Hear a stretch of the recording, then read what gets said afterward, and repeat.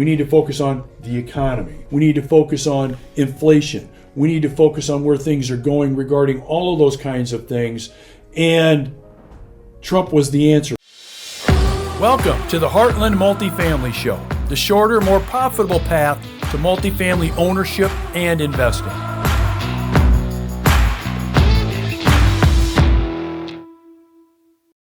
Hey everybody, welcome to this episode of the Heartland Multifamily Show. This is a special post-election episode of the Heartland Multifamily Show. The place for all things multifamily. For all things multifamily. I kind of feel like, you ever remember when you were a kid and you woke up Christmas morning, and kind of how you felt when you woke up Christmas morning? Yeah. That's kind of how I've been feeling the last couple of days.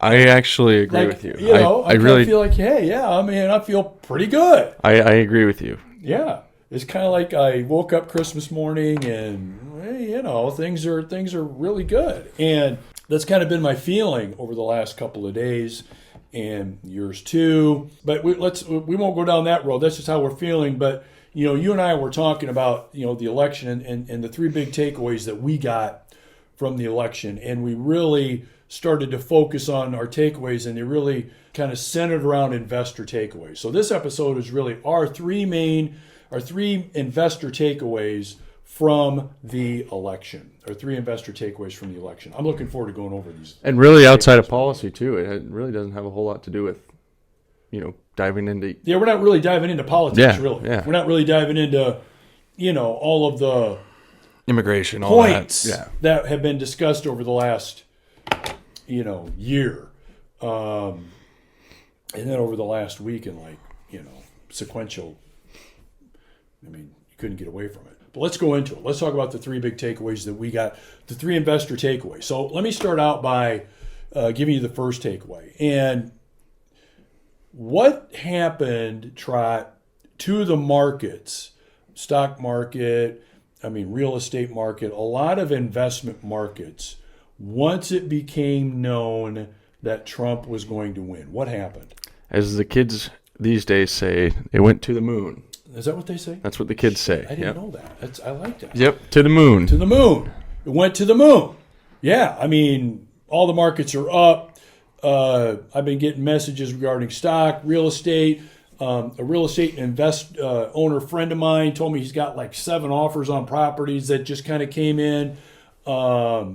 We talk about crypto. You check crypto. So we could have all kinds of examples. The markets are up big time. Now, if Harris would have won, what do you think the markets would have done? Well, realistically, I don't think the kids have a saying for that one, but it would have gone down. It wouldn't have been to the moon. No. At all. No. And that is really right there. That analogy is really the big takeaway number one. In other words, there was much more economic investment thinking than social work thinking that I got out of this election. That's my first takeaway. More investor thinking than social worker thinking. So what do I mean by that? It's kind of evident with what the examples that we gave, but there are a lot of people that decided not to vote for Trump because they didn't like him. They didn't like him at all. And by the way, fine. They felt like they really bought into a lot of the policies and philosophies of the Republican Party and what Trump wanted to do regarding things like the economy, obviously, regarding things like immigration, of course, regarding things like crime. So they bought into that. But that social worker part of them took over, and they just couldn't bear to vote for what made sense from a long-term investment standpoint, and they decided to vote for Harris. Again, not maybe so much because they wanted Harris to win, but because they didn't want Trump to win. And so the numbers, when they come out, millions and millions of more people voted for Trump than Harris because they had the investor thinking, not the social work thinking. Economy, very important in their mind. Immigration, we talked about that. Crime, wars, getting them done. All of those kinds of things was really central in their mind in terms of we need to focus on, I'm just going to say it this way, the numbers, okay? We need to focus on the economy. We need to focus on inflation. We need to focus on where things are going regarding all of those kinds of things. And Trump was the answer for those people. It was not Harris. Harris wanted to focus on, she said, things like, the billionaires are going to pay their fair share and they need to. Well, if you really do your research, you find out that 90+% of income taxes paid are by wealthy people. Okay, they're not by the middle class. If you do your homework, and by the way, that's been the message since the 1920s, so that's nothing new. So there's focus on what you should be doing. You should vote for a woman. You should vote this way. You're African American. You better make sure you vote this way. So there was a lot of here's what you should do and how you should do it. There wasn't a lot of emphasis on the investor side of things, and that's what came out. So that was my first takeaway. Trot, did you see the same thing? Yeah, and I almost think that the investor versus social work was nationwide, because even in I didn't do too much. By the way, we're not bashing social work. We're not bashing them. We're just saying we think that's the way the thinking's going, right? And even in California, they voted against rent control, and I didn't dive too much into it. There could have been different parts of the bill that people didn't like. That's why I don't know for sure, but I do know that they voted against rent control, and that's, a very, very blue state, the bluest state, really. And that right there is just investor versus social work. Yeah, and even the numbers, so even the states that went blue, the numbers for Trump were so much higher than what you've seen historically for Republican candidates. So even though those states went blue, Trump made a huge impact on those states, to your point. Right. Okay, so that's number one. So number one takeaway is we saw more investor versus social worker making decisions out there in terms of the future of our country. So that's number one. Number two that I took away is, the Democrats really made decisions on bad information. The Republicans made decisions on their campaign, their message, their policies, their processes in moving forward, their communication. They made it with good information. The Democrats obviously made their decisions, their policy processes, and what they thought was important in the minds of Americans, most minds of Americans. They made that decision based on really bad information. And you and I talk about this even at our little micro level of the operations that we have here with our multifamily properties. How important is it for us to make decisions on using accurate information? You have to. This week you and I have been going over and pouring over a lot of information on our properties, haven't we? Yeah. Oh, yeah. Especially numbers. Yeah. And what's the one thing that we're spending a shit ton of time on making sure of?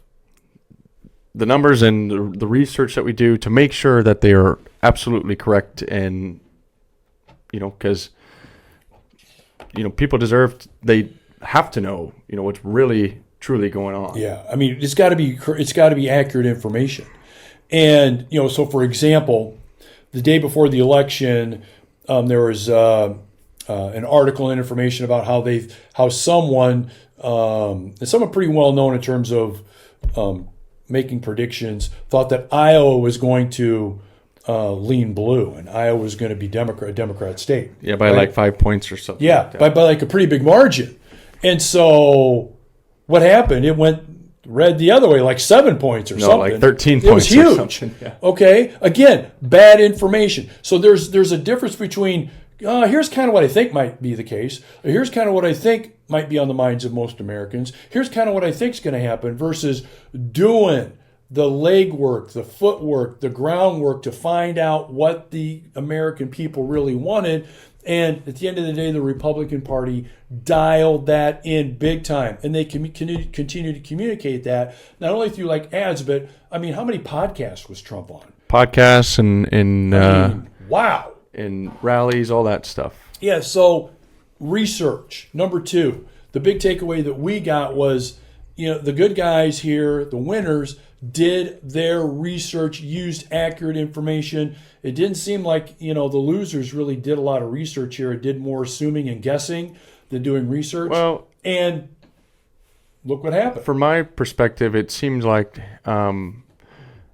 the Trump campaign was, their research was, okay, what do you guys want and how can we provide that to you? And the other side, it almost seemed like it was like, here's what we want and here's how you guys are going to interpret it and how you should interpret it. Yeah, right. Yeah, and that actually leads me into number 3, my third takeaway.